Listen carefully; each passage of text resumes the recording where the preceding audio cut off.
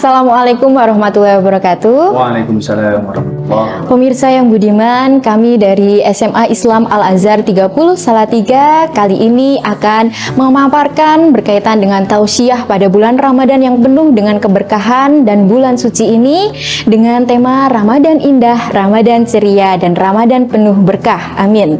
Kemudian perkenalkanlah saya Mega Krisnawati sebagai pembawa acara yang akan memandu selama tausiah ini berlangsung.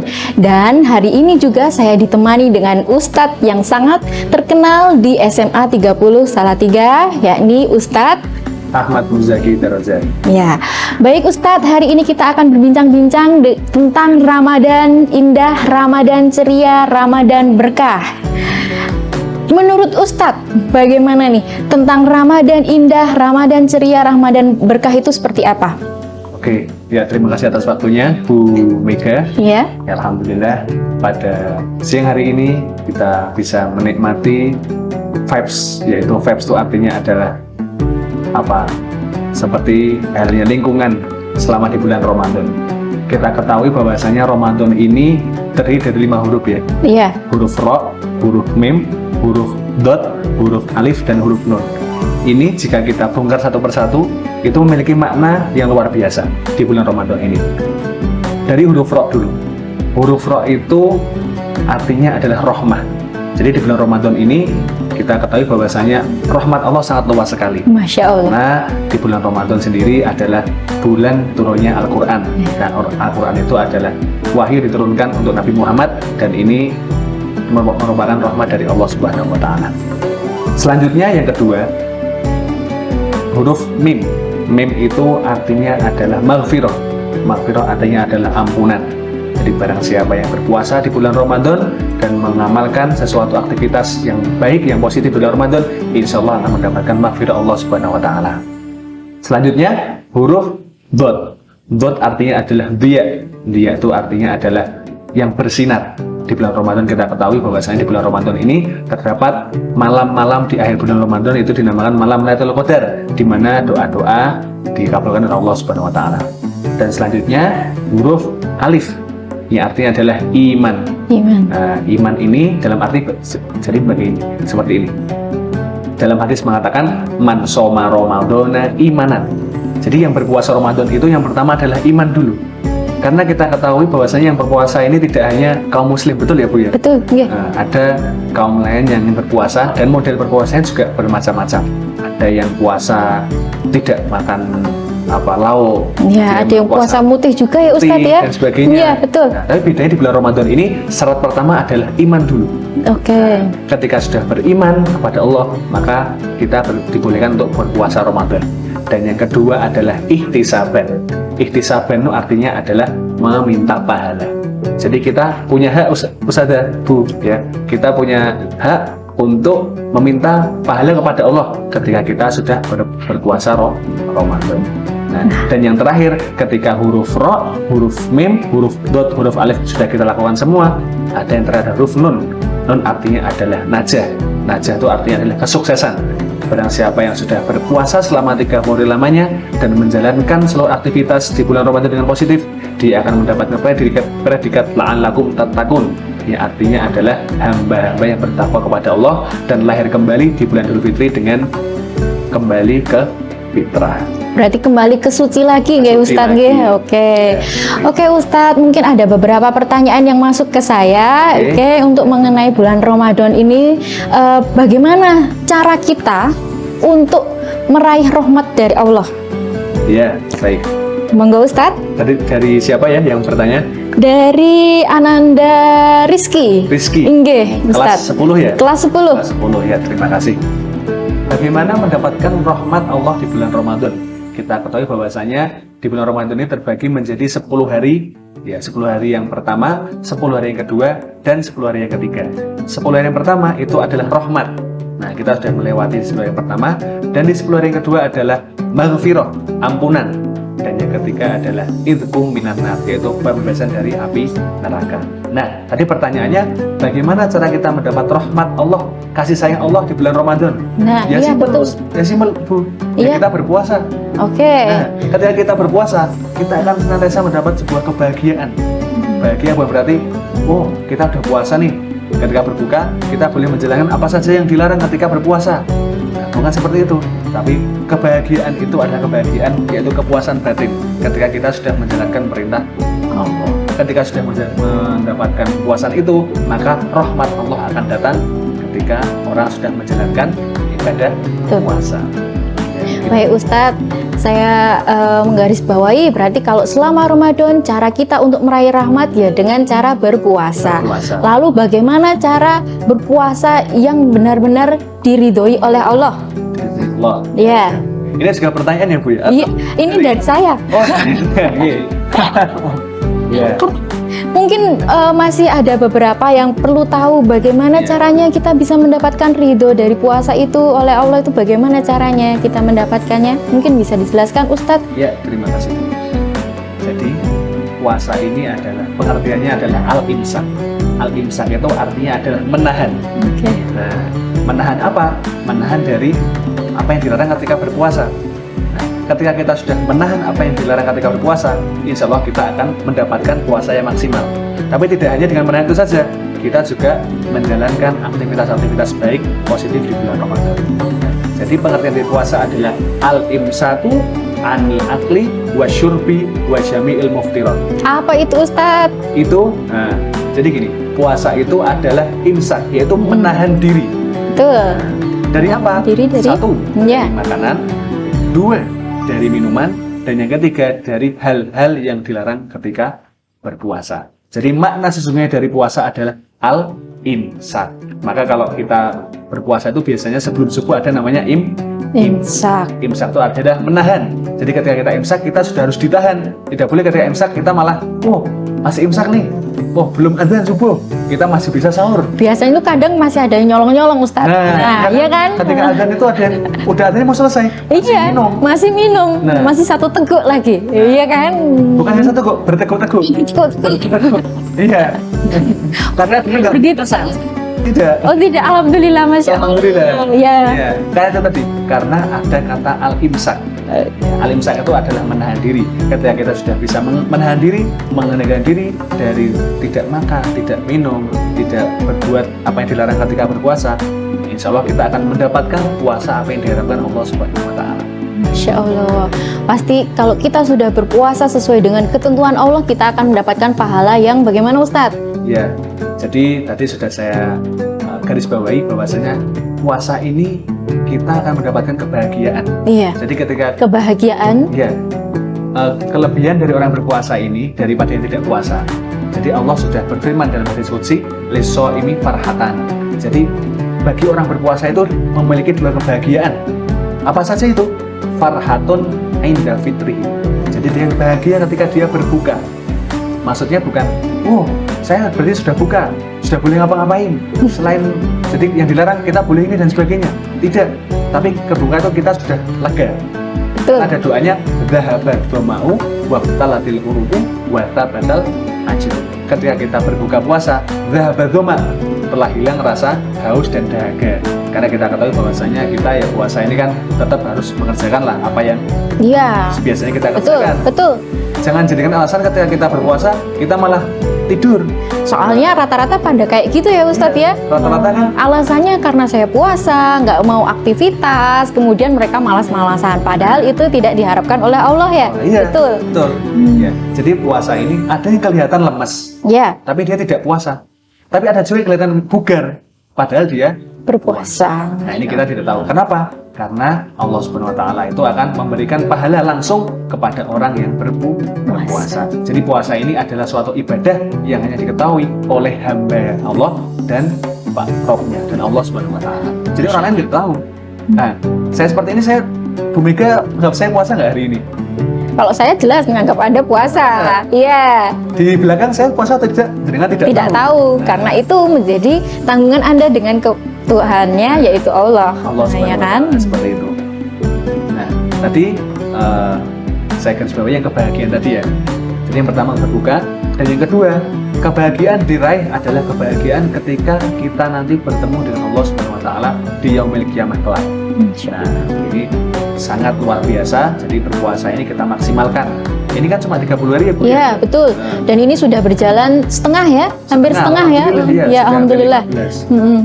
Ini ya kita harus garis bawahi bahwasanya puasa Ramadan ini hanya 30 hari. Dulu sejarah dari puasa ini sangat luar biasa, Bu. Bagaimana itu Ustadz sejarahnya?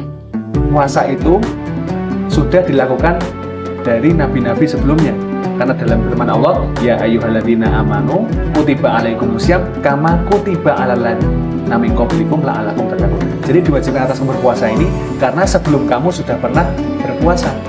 Sebelum Nabi Muhammad juga pernah berpuasa dan itu macam-macam. Nah, satu. Itu berbeda-beda berarti Ustadz ya? Setiap nabi berarti mempunyai kebijakannya atau memiliki wahyunya? Memiliki apa yang dilakukan amalan ketika itu.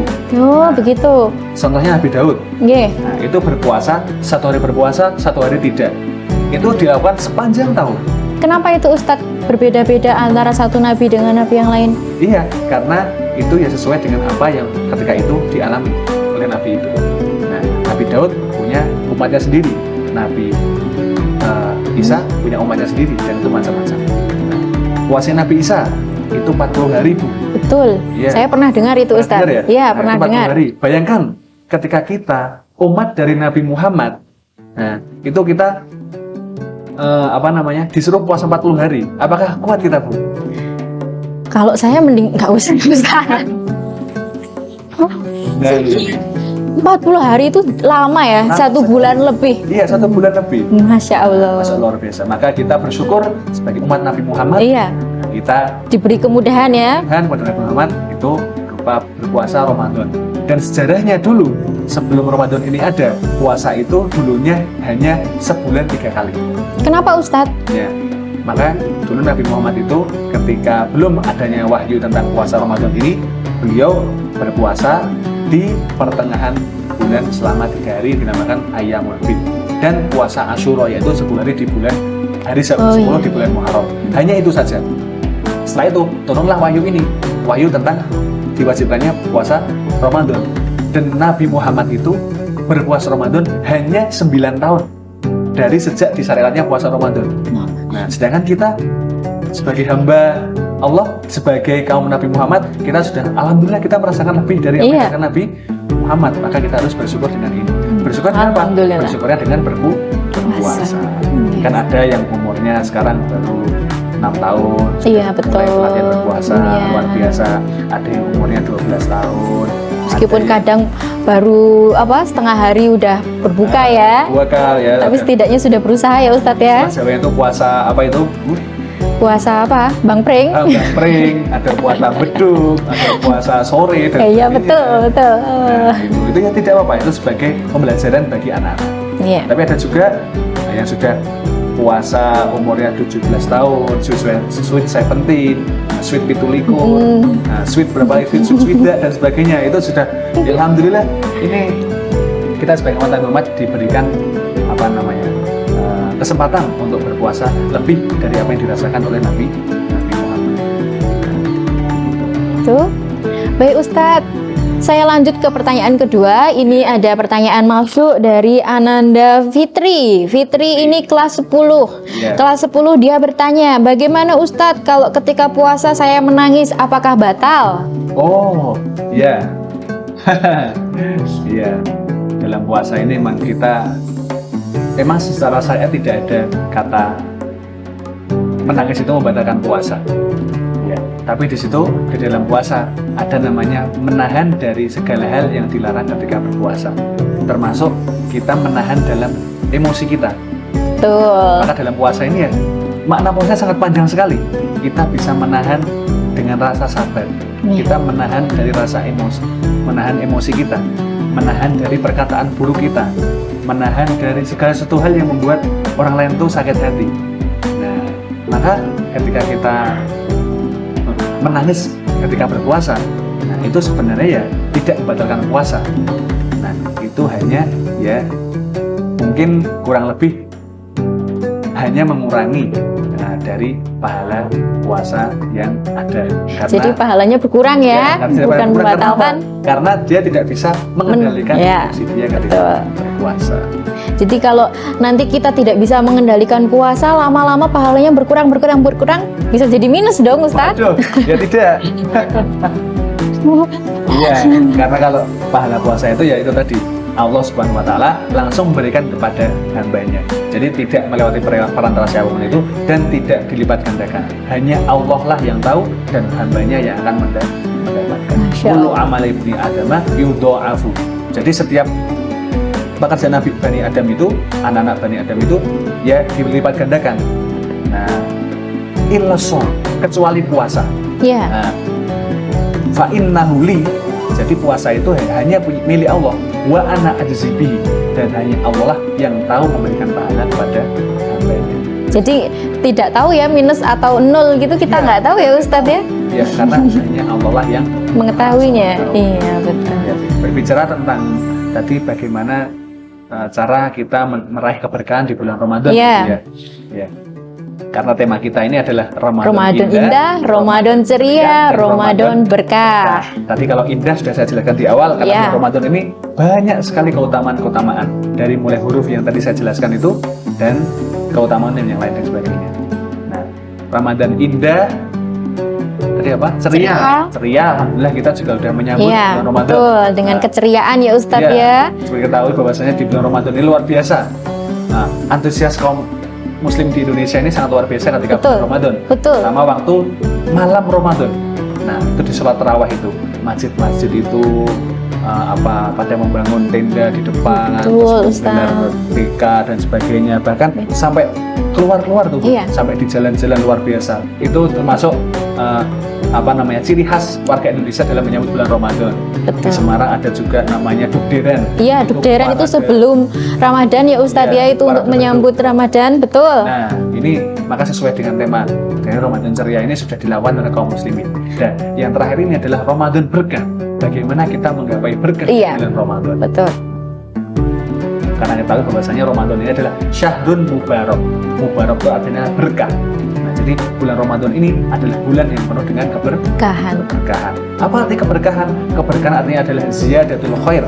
Artinya adalah bertambahnya kebaikan.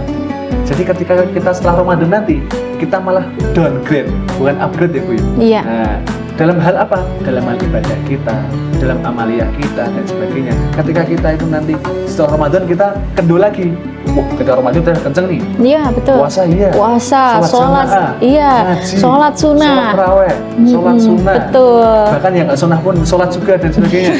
Itu jadi merupakan hal yang lumrah ketika Ramadan. Tapi nanti akan dicatat ketika dia setelah lulus dari madrasah, namanya madrasah Ramadan. Gimana itu Ustadz? Iya, jadi ketika nanti contohnya nih, kita sekolah di SMA, kelas 1, 2, 3, mereka lulus. Betul. Kadang setelah itu macam-macam, ada yang kuliah, ada yang melanjutkan studinya, ada yang belajar, ada yang bekerja, bahkan ada juga yang tidak ada efek dari sekolah itu. Jadi sama aja cuman masuk sekolah tapi nggak tahu ya manfaatnya itu apa, betul. Biasanya banyak itu juga Ustadz. Sama halnya seperti halnya di Ramadan ini, ketika kita lulus dari bulan Ramadan, nah itu nanti penilaian di situ. Iya. Nah, kita akan semakin taat atau kita akan semakin ya sudah Ramadan saja, setelah Ramadan kita downgrade lagi, santai lagi atau seperti itu. Yang kita harapkan tentunya kita bisa lebih taat lagi ya Ustadz ya, bisa lebih memperbaiki ibadah lagi, bisa dikencangkan lagi. Jangan sampai kita menjadi lupa akan Allah. Betul? Oke. Jadi intinya di sini adalah cara kita menggapai keberkahan di bulan Ramadan adalah dengan satu, mengamalkan hal-hal positif, hal-hal amal soleh di bulan Ramadan, dan kita juga meningkatkan kualitas dan kualitas ibadah kepada Allah Subhanahu Wa Taala. Dan yang terakhir jangan lupa Bu, kita harus berdoa. Ketika kita sudah berpuasa, ketika kita sudah melakukan amalia-amalia dan sebagainya, kita harus berdoa mengharap bahwasanya apa yang kita kerjakan selama Ramadan mendapat ridho dan pahala oleh Allah Subhanahu Wa Taala. Itulah bagaimana cara kita meraih keberkahan di bulan Ramadan. Masya Allah Ustadz, terima kasih Ustadz sudah mau berbagi ilmu dengan kami. Sama-sama, Bu. Dan perlu saya garis bawahi dari beberapa paparan yang telah Ustadz Zaki paparkan, kita bisa tahu tentang bulan Ramadan indah, bulan Ramadan ceria, dan bulan Ramadan penuh berkah. Dari hal itu kita berharap setelah Ramadan nanti kita bisa lebih taat, lebih khusyuk, lebih istiqomah lagi untuk mencari pahala di jalan Allah. Begitu nggih Ustadz nggih? Terima kasih Ustadz. Saya akhiri tausiah kita pada siang hari ini dengan bacaan Alhamdulillahirabbil alamin. Semoga apa yang telah dipaparkan oleh Ustadz dapat menjadikan berkah, dapat menjadikan hidayah untuk semua pemirsa yang menonton acara tausiah pada siang hari ini. Amin. Wassalamualaikum warahmatullahi wabarakatuh. Waalaikumsalam.